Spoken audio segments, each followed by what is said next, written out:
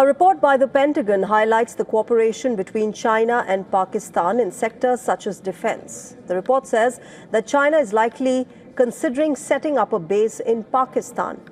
In its annual report to the Congress on Tuesday this week, the U.S. Department of War said the People's Liberation Army, or the PLA, is actively considering and planning additional military facilities.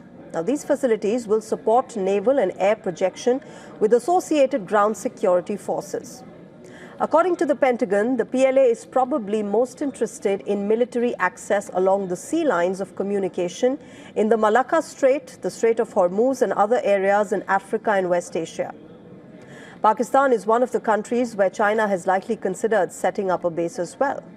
The Pentagon report also noted that China is supplying advanced platforms, including frigates and combat aircraft, to Pakistan. Beijing offers 3 main combat aircraft for export: the 5th generation FC-31, the 4th generation J-10C multi-role fighter, and the China-Pakistan jointly produced JF-17 light combat aircraft.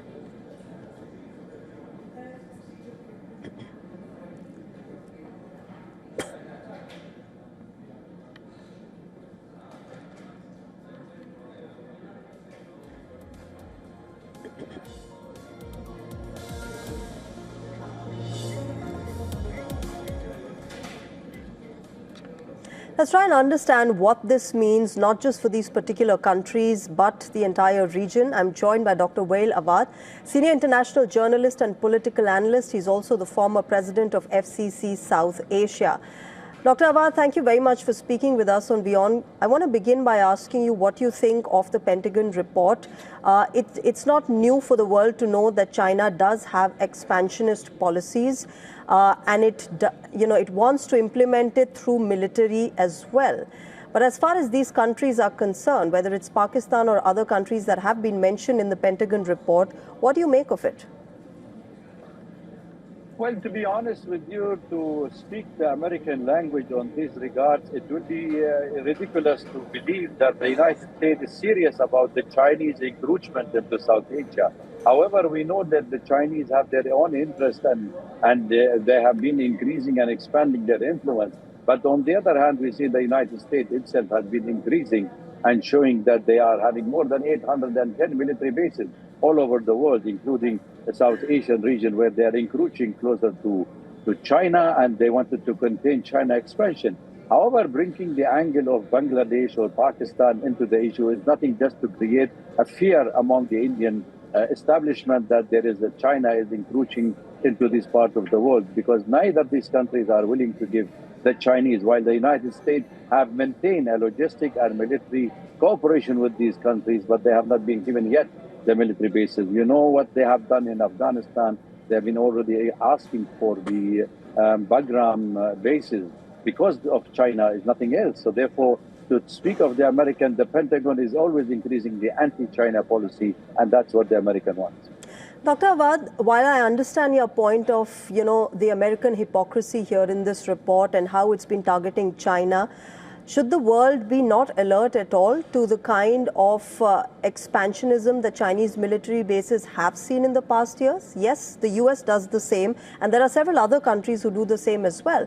But as far as China is concerned, shouldn't the world be alert? Well, I think, let us put it this way. China have its own interest. They have expanded economically with all the countries of the world.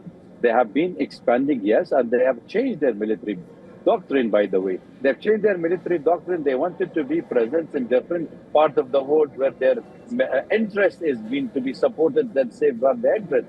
What's happening in Balochistan, what's happening in Africa by targeting the Chinese employee and citizen, that has also created a kind of a fear among the Chinese that there is a sinister plot to attack them. However, China have already changed its military, and I think there will be more recruitment of the Chinese in different parts of the world. It's in Gabon, whether it's in Djibouti, whether it is in Gambia, everywhere in Africa they are trying to make a military bases, including India and even in Latin America. So there is nothing new except that the Chinese wanted to make their military presence now in this country as per their own claim, that because they wanted to safeguard their own interests. But I think what we are heading is heading for a show between the United States and China rather than being in any regional conflict. And therefore, Dr. Awad, when it is US versus China as we speak, how should the world look at this entire war between the two countries? You know, whether it's militarily, technically or diplomatically, these two countries have been at war for a long time. And therefore, countries like India, how should they be placing themselves and looking at this entire conflict? I think let me start from the last point you raised, India. India has maintained a strategic autonomy in its own foreign policy, and India is an emerging power in Asia and in the world. In fact, we see Indian presence everywhere in the world, economically and militarily now. And therefore, we think the Indian, looking as the leader of the South cooperation, I think India is taking a major lead in making the voice be heard internationally. Therefore, the Chinese and India and Russian can be still the troika, play a major role in making a new world order, not to remove the United States, but a parallel to what the current unstable world order is there. So I think these are the issues we have to take. United States, we know that most of the military, most of the coalition, most of the partnership, most of the Quad they have created, whether it is AUKUS or Quad or any other, it is just a military to contain China expansion. And we know that the Americans have been warning that the Chinese, in 2027, they will take over militarily Taiwan, and that's what they're warning, and the Japanese and the Korean. So I think there is something to do with the conflict but between the United States and China, because they are fighting who will be the supremacy, who will be leading on the world political affairs. Chinese claim that they want to replace the United States, while the United States wanted to remain the sole power. But I think in this current scenario, there is no more unipolarity. It's a multipolar world, and China is part of this world as much as India and Russia and the BRICS countries. Sure, and the two countries are eyeing, trade routes, most importantly, global trade routes, whether it's the Malacca Strait or the Strait of Hormuz, and looking to, dominate the economic aspect of world domination. Let's wait and watch how this moves forward. I'll leave it there. Dr. Awad, thank you very much for speaking with us at WION and sharing your perspective. Thank you for having me.